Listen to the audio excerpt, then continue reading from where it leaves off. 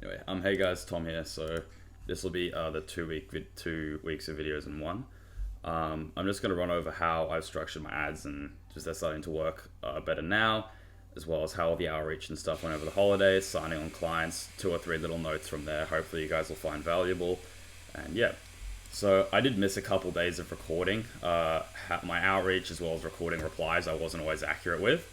But anyway, I did send a fair few messages, I think anywhere from about here, if I go up to around 2,000, some up higher than here, so up like probably around here. I sent a fair few messages on the holidays. But anyway, out of that, I got a lot of new interested people. But namely, I had those two both new signed on. They're really, really interested. Like when we talk, they're just waiting for the contract to sign. Same here. And these two as well. He actually decided to choose me over a bigger deal he was going to do, which is good. But anyway, so I have, I'm not really counting him as a client because he didn't sign the contract, and it was one of the first ones I got creatives haven't come through. But 1, 2, 3, 4, most likely 5, 6, 7, let's say 8. So I'll have 8. I'm going. I do a school camp next week, so that'll be an interesting one just as everyone signs on to not be able to talk. But anyway, note is probably, as always, if you have someone on the phone, make sure you go through with it. If it's booking a meeting at the time, if it's signing a contract over the phone, just because it can be really annoying to try and follow up with people over text and over everything. You don't know when they're busy, you don't know when you can get them. So if you've got them on the phone, follow through with it there. Another thing I've noticed, and I think it might be helpful for some of you guys starting, is like a lot of the time you're really hesitant towards follow-up. I guess because you don't want to piss people off, you always get taught that, but I think almost all the messages I've got from follow-up where people have responded, especially because a lot of the follow-up is directed towards, well, all the people here have said they're interested, and these people, like obviously as you get more towards the right, are more and more interested, is always like, thanks for following up, it just slipped through, thanks for following up, I'm really interested. So a lot of the time I'm actually getting positive responses from a lot of follow-up, which I found really interesting. And even then, like I still feel, I think as a lot of people will, you feel a bit bad doing it, but just call everyone, double dial them so it gets through, do not disturb, do all of that, and yeah. Anyway, moving on to the ads. So I am going to run through how I run lead generation ads, and then I'll also, make some cross references to maybe if you're doing on like e-commerce, marketing to countries, whatever, but I'm not sure of that. So the key elements obviously is the offer. Your running offer is really important. Then how to test your creatives and copy, what they should look like. And then how to structure your forms and how to actually know where blocks are. Because those are 3 things. Your offer's good, your creatives and copy are good, your forms are good, you're going to convert people into leads. Now, if you are doing e-commerce, obviously people are going to a website, that's slightly different, but the rest of it will still apply. So as you can see, I started off with the first ads, they were okay, as you guys know, but I think I'm going to move into the second ones here. So after a while testing inside this first ad block here, lots of weeks of testing, lots of creatives, lots of copy, I then was left with a number of good pieces of creatives and a number of good pieces of copy. Now, 2 of the pieces of copy significantly outperformed this third one here. The reason for that is because this one's really long.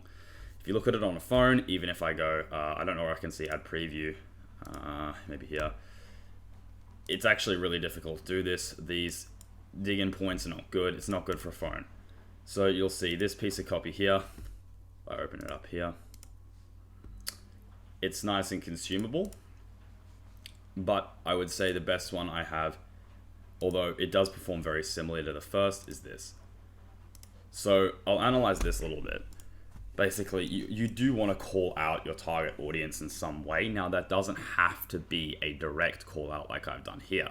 Say you're targeting towards gyms or PTs, especially if you're doing interest targeting. Like if you're managing with a country, so you can target anyone. And you're saying, tired of some sort of issue related to them. That is calling out the audience, because if they read it, they're going to know that issue is specific to them. So it will still form that link to relate to them. Now, the next thing that I do need to experiment changing these up, but I think it's really, really good, is as you can see over here, there's just this first little pointer, right? And these 3 things are either, pain points or, a dream point. So it's something either they really don't like, that they're sick of, i.e. overcrowded commercial gyms, because this is a nice like boutique gym with a membership cap, or it's something they're interested in doing. You know, do you want to feel strong, confident, and control your body? Now, it's obviously important with these not to perpetrate any of your own feelings onto them, right? Like my experience in the gym is different than most people's would be, so it's important for me not to perpetrate that. But I feel like these are very, very useful to have, especially the first one, just because if you do a lot of market research and you know, and you can change the first one and you really know what people will like, it's a super easy way to get people in. Now, in here, you know, create some scarcity, maybe list, you know, a winning point of it, and then go into a couple points about your actual service. You know, the service has to sound good. Call to action, again, more scarcity, and then I just have a review for some, you know, actual social proof. Now, the copy and the creative, I would say, make a lot for about 40%, 30% of 35% of your results. The other really important thing is the offer, and more so how you phrase it. So here I have this 28-day kickstart, save 97, blah, blah, blah. I didn't test, not necessarily different offers, but just different ways of phrasing it. And I feel like that would have had a very, very big effect. Now, this is important for a number of reasons. A, because how you're phrasing the value that people get makes it easy to perceive. You always want to be making everything really simple, like a prep could understand and read it. And the easiest you can convey value to someone is at a glance, they can see just this front page here, like this little one here, and understand that this is what they're getting, this is why it's good, this is the problem you're solving they're sick of, and it's meant for them. They're going to be hooked in, like, great, this is this really good deal, I really hate this problem, and this is meant for me, and then they're going to read more. So the offer does make up for about 40% of it, both in the offer itself. For example, this is saving on a 28-day kickstart, and I have one for a membership offer, and then again, how you phrase it. Because this, to some people as well, especially if I'm targeting, which I am, it's like accountants, lawyers that live in this area, they might not want to go to a gym that feels like a discount. And that's something I've learned working with this guy called Vic. He's really, really, really great. Is his whole brand thing is luxury. And if I push luxury in the copy here, but it's not in the headline, it doesn't align with people. And so often you might see having higher prices for some things can sometimes bring in, you know, higher paying clientele, or makes it easier. But anyway, just to recap that, have this, call out your audience in some way, whether it be directly or indirectly. Have some sort of bullet point to target pain, maybe pleasure, but preferably pain. Then create some scarcity, create some time urgency. List, obviously, the services you have. Make sure they're relatively simple. Preferably, maybe it could be in a results-based way. It depends what you're doing. And then call to action, some social proof. And obviously the offer as well. Now that I've just gone into, you know, you've tested all these, you've found what works. Big thing in testing, just leave them all on. Like maybe occasionally Facebook will put way too much money into one thing, leave it on. Now you have, you know, you're winning 4 creatives, you're winning a piece or 2 of copy. Now what you're going to want to do is create multiple ad sets. Now I've split it between age. If you're doing local lead gen, that's a really, really good way to do it because you're only doing it in a relatively small area. The other thing, alternatively, you could do in e-commerce, bigger areas, is do interest splitting and age splitting. So that's where, you know, you can select people that are looking for gyms. Maybe you obviously wouldn't say fitness as an interest. The reason you wouldn't do that is because everyone is targeting people with a fitness interest. You might target people suffering from, I don't know, like muscular pain, maybe rehab, depends on what you are. But interests that aren't necessarily the first thing people would search, maybe 3rd or 4th down the list, but still a lot of people are involved in. That way, it's going to be a lot cheaper. Now, in saying that as well, something you can do, and I will experiment in the future, is targeting what's called hot and cold audiences. So a cold audience is anyone, they might not have interacted with your page, they might not have. A hot audience would be people that have clicked on your ads, liked them, interacted. Now, the issue with me is I do have to make sure these ads aren't just getting targeted towards people that go to my client's gym, because they're obviously interacting with the pages, but that's a whole different story. Anyway, so what you would see here is I've got a couple good pieces of creatives, couple good copy, put them all in there, organize them, and then you just leave Facebook to do its thing. Now, I have found this specific creative to just work amazingly, but you just leave Facebook to do its thing, basically. In this one here, you know, for the first couple days, Facebook was putting all this money, getting like 1 lead out of it. I was like, well, fuck, what am I meant to do? Leave Facebook, it's going to put X amount of money into each ad set, test through them. If it doesn't see it works, then it will stop putting money into them. Now, if you are putting a lot of money in, but you're not seeing leads, you're not seeing conversions. That's when you have to look at the other part. You know, your creatives are good, you've tested them, your copy's good, you've maybe tested an offer or two, they're both pretty good. Now, it's not converting for some reason. The thing you have to look at here is for, you know, lead gen, it's link clicks. You can look at unique link clicks as well, but I'll explain what these are. So link clicks means for lead gen, they've pretty much opened your form. They could go to a website as well, like your website, but there's a really high chance they've entered a full screen experience in Facebook, which means they've opened the form. So, for example, here I saw 1 lead, but I had 9 link clicks. Down here, 18, I got 6 leads, right? But for another client I have, he's not getting many leads at all, but he's getting, you know, plenty of link clicks. Like he might get 33 link clicks, but 2 leads. And this guy gets, you know, 37, gets like 10 leads, whatever. So that's when you have to try and look at your forms because something is wrong on the back end. Now, what I have found recently, this is sort of a form, this way it works, is this, you know, this is like obviously the offer here. This is a good offer because it's some urgency. Claim your spot by entering information and it should be claim your spot by entering your information and clicking next, not by clicking next. One of our team members will be in touch with you. Enter information. There's a little bit there about just what it is. They're not really going to read that. And then that's as far as it goes. This doesn't have much effect. It's good though, just to restate that are a couple things.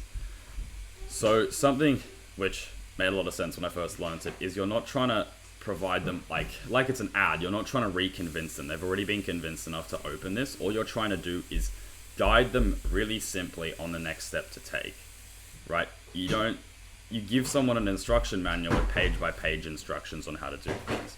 So you're just saying, you know, click this button and you'll claim your spot. Enter your information to claim your spot here. Click submit. Great. We'll be in contact with you. So keep your eye out for a text or call. And the simpler it is, it's really good. Make it simple, guide them to the next steps, and hopefully they convert through. Now, I haven't tested a lot of forms.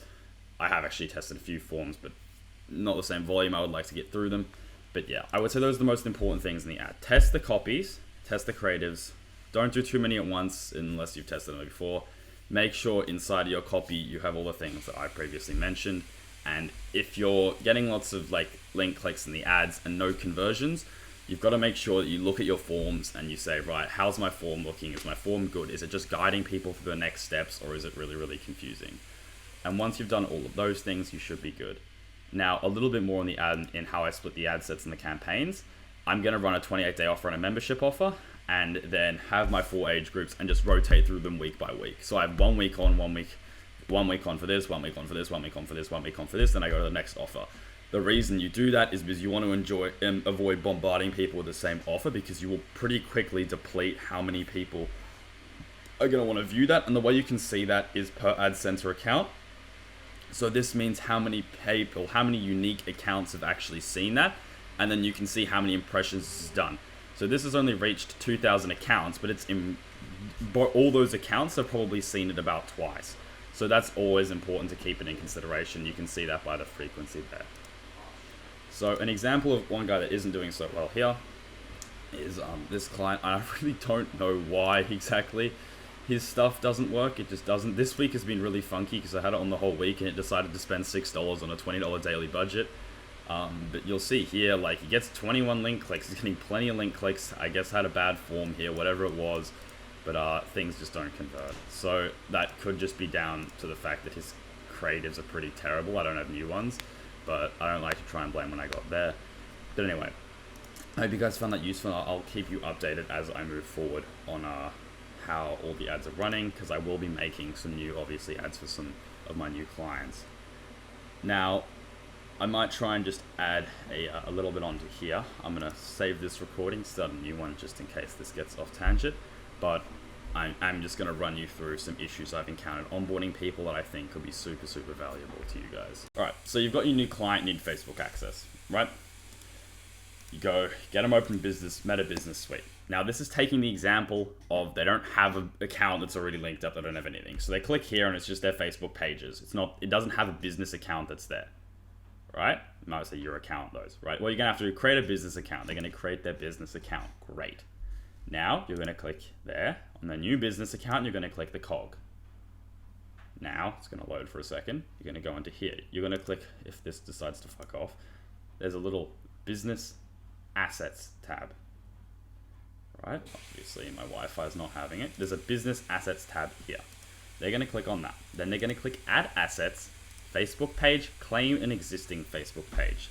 They are going to then go through here, try and claim their Facebook page. Now, if it goes through, it's all done. That is beautiful. That is amazing. Then you can move on with everything else. But if they don't have that, what you're going to need to do is get them to open up their Facebook and go onto their pages account. It should look like this or something like this. Click manage. Well, they're going to click manage. They're going to click page access. Now, under business account access, there is most likely going to be a business account that is not the one you've just created, because there is a business account that's claimed the page, which is why they can't get into it. Now you're going to have to ask them, hey, do you know who this is? Do you know whose business account is this? Did anyone set up a business account? Have you had people manage your page? Did you work with an agency that set it up? Something just to try and get an idea about who has this business account linked to the page. Probably eventually they're going to say, oh, it was my brother, it was my friend, an agency that did it. Whatever. You're going to have to say, great, you still have contact with those people. Hopefully they do. If they still have contact, you're going to do this. You're going to tell the agency to go into their business assets, click on your client's page, click on the 3 dots and click remove from business account. Great. Then you can claim the page as well. They do the same thing with the Instagram account. However, if they do not have that, what they're going to have to do is you're going to have to file a thing with Facebook to get it off, if they don't know who the person is, if they can't get in contact with them. But let's say, you've done that, then they've gone ahead, they've claimed their page, everything is absolutely amazing. They open it up, their Facebook page is right there. Now, the next thing you're going to do again is they're going to go to here in the little cog settings. Then they're going to go down here into business settings. It's going to open up a new tab. Now, voila, they're in here. What they're going to see is in pages, their page is going to be there, and ad accounts. Hopefully they have an ad account. If they don't, they're going to have to request access to the ad account. They're going to have to make their own ad account. But anyway, let's say they got their pages, they got their ad account. Under here, they're going to need to add their domain just to make sure it's safe and verify that. You guys, I would recommend when they do that, you have to do the HTML verification. And in Security Center, do the security stuff and put their payment methods in. Great. Now what they're going to do, you're going to tell them, click on partners, click give a partner access to your assets. Enter partner business ID. And then what they're going to do is they are going to share their assets to you. Those assets are going to be like their page, and what it's going to be in there is they're going to click on, their page. They're going to click ads and do that. Then they're going to click add account and select their ad account and click manage campaigns. They're going to give you access. Now they've given your Facebook business account access. That's your Facebook business ID they've put into here. Now what you're going to have to do on your end is then go into users. You're going to have to go into your people, find wherever you are, then add their assets to you. Hopefully that's made sense. What you have to do is ensure they have a business account, link the page to their business account, then you go into these business settings, make sure they have an ad account, verify their domain, make sure there's no issues in the security center, then get them to click to partners using your Facebook business account ID. They're then going to share, and you can find, then they're going to share the page with you with access for ads for it, the ads account with access for ads to you. Then you're going to go to people, click add, and then you're going to add you're going to add their assets. I hope that made sense to you guys. I'll put this video together and upload it for you. Thank you.